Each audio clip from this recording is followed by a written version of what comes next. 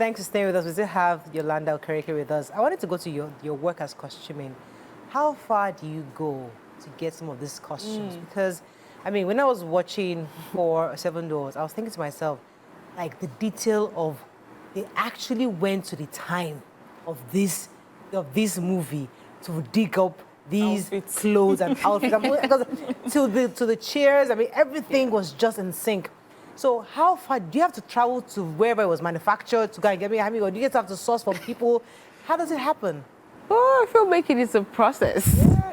So the credit for Seven Doors, I'll give it first to Femi Adebayo. Okay. Femi had a vision. I won't say it was an idea or a dream. So when he sent me the script, I read it. I was like, Femi, like, yeah, we're doing it. I said, why? He was like, I want you to be a part of it. So he has his costume designer he works with, Lola. So he says, I want to join both of you. So I know that if I put both of you one person can do it, of course. You can. One person can do it, but sometimes it's also good to do collaboration. So then we split it, because there was the modern time and then way back, when you take it back to, how the whole cost, how it all happened and all of that. It was a lot of work. I was ill at the time, so Femi gave me a lot of grace in that period. But the prep Femi took, it was very intense. Like, Tunji Afolayan was the production designer. He went around this whole Nigeria to get everything. But one of the things we did not do enough is archive stuff. So, yeah, well, also because maybe we've never really had that nature culture from the beginning, from the inception of filmmaking. So, if you think about it, most of the old things we had, we all threw them away.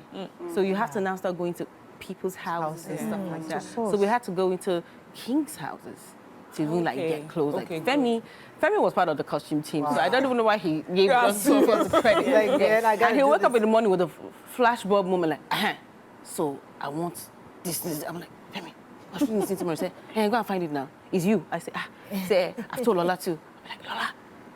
How far? It's Femi, okay. But then when you see, so that's the thing with visionaries. When we now saw the final picture of what he was trying to do, it was amazing. Yeah, it took it was a lot of work.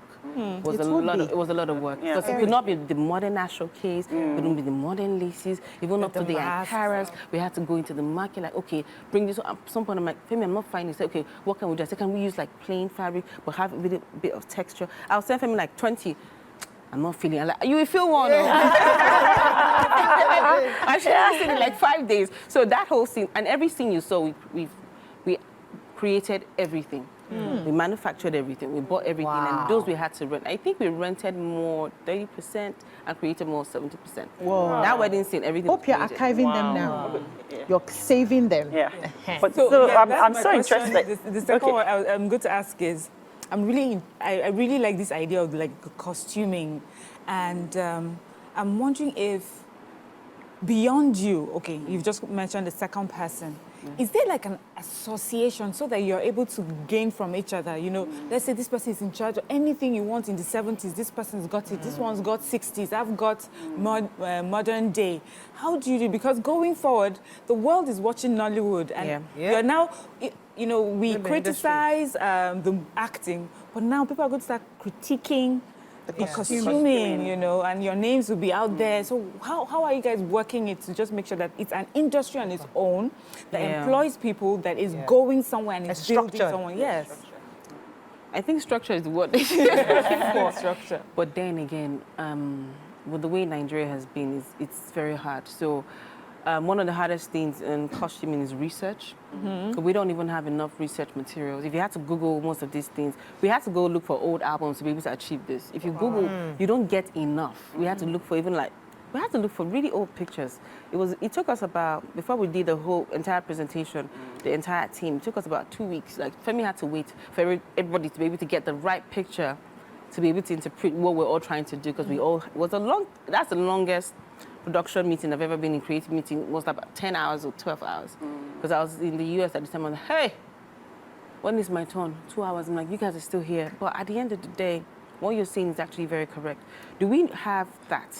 It's something that we're all trying to form. So we don't know ourselves enough because the industry is so big. So all it takes is one person to be able to pull it together. And this is not about the guild. Now, this is about people that have done this thing for a long time and have been able to gather stuff. So do I know who I need to go to get certain things? I know. But does the next person know? Not really. So I had that conversation. Who was the person I had that conversation with? Was it Fatoke? Well, somebody I had a conversation with, and I said, even Lola, I spoke to her, and I said, Lola, we have to be able to come together, at least those of us that know ourselves, just for the sake of the young ones, because we're tilling the ground for them to be able to work on it, right? And be able to archive some of these things. So if I need, so now if I know I need like old Astro kids, I'll call Lola. If I know I need so I'll go to Ngozi Obasi. So there are certain people that have been able to like get this, but it also costs money. Okay. Of course. So so you are deep neck into fashion. So I'm really curious. Because I love fashion myself. I struggle sometimes. That doesn't repeat. Yes. Holy Spirit told me that Amaka would dress almost like me. Are you serious? Yes. I almost wear something that I said, I believe she's not going to do that. Same color. I'm telling you. And I was more in black. Everything, like we're really twinning. So So how do you stay ahead of fashion? The trends, how do you stay ahead of it? Are you trends girl? I'm not really a trend person. Okay. Because for me, I feel like fashion should be timeless. Exactly. Yes, and classic as well. So you're able to remodel. Like for me, I believe in whatever it is that you're wearing should be like a blank canvas, and then you build everything around. If you had to box everything in a trend, then when the movie is showing like 20 years from now, or that product you're trying to show it like 20 years from now, it'll be dated. So as much as I can, I try not to date, except the story or what we're dealing with has to be about trend. So even like on the show, on Star Magnet, I taught the kids, I said, whatever it is that you're going to create, you need to ask yourself, can my clients still have that in their wardrobe in the next 5 years? Exactly. Because I know some people have the money to buy a new dress every day, but some person might just say, I just want to spend this amount on this outfit and still have it for like how many years? 50 years. Yeah. Yes. So I have clothes that I bought like 10 years ago and I'm still able to wear them. I have clothes I bought like 5 years ago and I'm still able to wear them. Maybe I just dress them up slightly differently. So for that one, I read a lot of books, so my mind travels. And I watch a lot of Western world stuff. Right now, I think the industry that is intriguing me is actually SK, South Korea. I love them. But then when you look at their fashion, it's very clean. Fine. It is. Clean Detailed, lines. everything. Like it's a really it's a nice jacket, and you can see that they're not overbeating here or whatever. So and if you read it again, that's the story. But if you look at the epic movies, you see it's a little more costumey. So being able to separate it, to know, okay, this film, this is what he's saying, and then you keep it that way. This other one, this is what he's saying. Because fashion also, fashion travels. Some trends, I know when Bridgerton came out, it inspired a trend for big designers to say, okay, I can actually do this and make money. And it made certain designs and they actually make money. So it's a way of expression that enters into people's living rooms without you even paying for it. That brings me to the question I have, which is, how do you begin to mentor younger fashion costumiers? Because I produce movies and I've worked with a number of costumiers. And what I realize is the work ethic is so different from what I'm hearing you say. You read a lot of books. These ones come on set and they struggle to even read the script. So you're dressing Amaka for a role where she's supposed to be like a market woman, and you're giving her this jacket, and we're arguing while we're supposed to be shooting. And that's why we need a structure in place to say, if you are interested and passionate in this, you need to come and learn the basics, not just putting clothes together. You need to understand that when you're on set, you should know the script even better than the actors, because you're going to be costuming based on that. Do you have, and I know you're busy, so let me not put the pressure on you, but is there anywhere in your head where you're thinking this industry needs to grow to a point where we begin to mentor people who are serious in this? Yes. Help us. I am helping already. Some of my boys are making me very proud.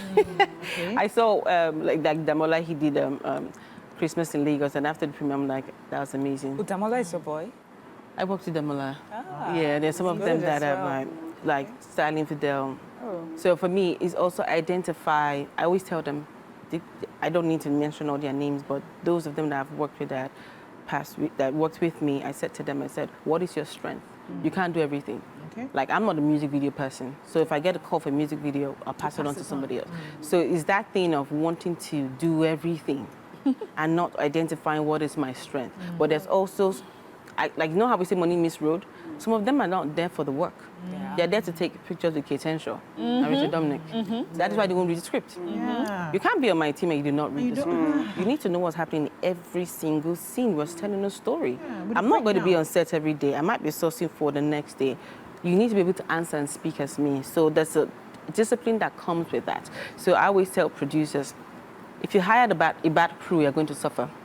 Then you spend more. Yeah. So it's not, some people say, oh no, you're saying that because you know you're big, you collect money. I say no. We still do small budgets. I've done a lot of work with African Magic and really, really small budgets. For me, it's all about excellence. What is the story saying? So I had thought about that, and I noticed it was one of the things that was mentioned a lot this year about a lot of them not getting the education or the discipline. So I done a couple of master classes. Okay. Yeah. So Sonian, Museum. That one was good. God just said the heat is too much in Lagos. God. that one was. Oh, you know, Nigeria doesn't really celebrate its own. So somebody said, "Come on, let us celebrate." And I happened, and I went, and it was amazing.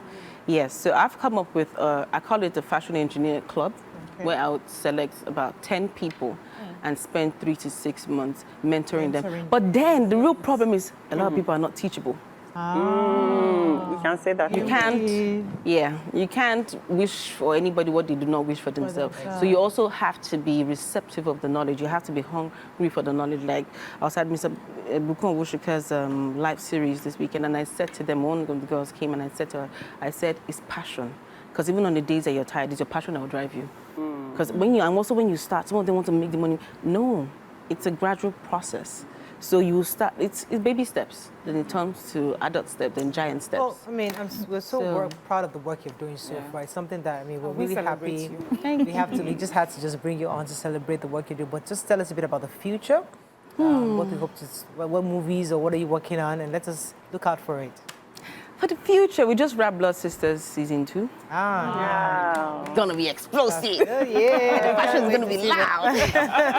Yeah, then I have another big one coming out in January. It's called Something About the Briggs. It's got some of your favorites, Daniel Etimefeong, Richard Dominic, Kenneth Okoli. That's a really great story. It's a family story, and I want everybody to see that. Yes, and we're hoping that Showmax, you say, will get season 2 for Star Magnet, because I think of everything I've done this year, Star Magnet was the best one that happened for me and to me, because it gave me the opportunity to empower. So I had 20 contests. Is your job profitable across board? Across board, because it also gives you hats that you would not have had if they did not sign up on it. Okay. But for me, it was more about meeting these young, talented people that needed to be seen. And I work with a whole lot of designers, and for me, it's not the ones you know are not enough. You also want to bring those ones under and then pull them up. So I saw potential, and I had said I was going to work with like 10 of them, but out of the 10, I would say to date I work with 6 of them, and they worked with me on every project I've done from June till this minute. Wow. Yeah, and it was important that I had to like project them, like challenge them, like, okay, I'm working on Blood. Like, I'm like, yeah, you can do it. You make a mistake, I'll correct you, because you have to give people the opportunity. We don't give enough opportunity so people can grow.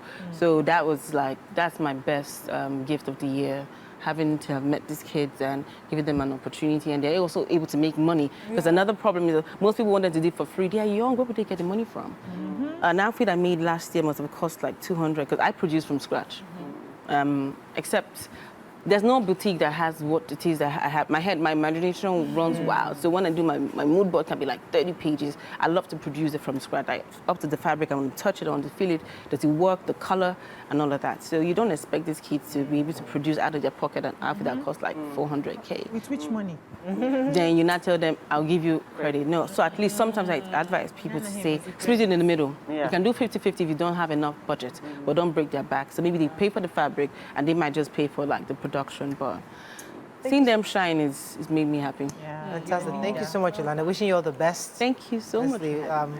That's all we can take on this segment with Yolanda Okereke. We're going to short break. When we come back, on to the next segment. Stay with us. We'll be right back.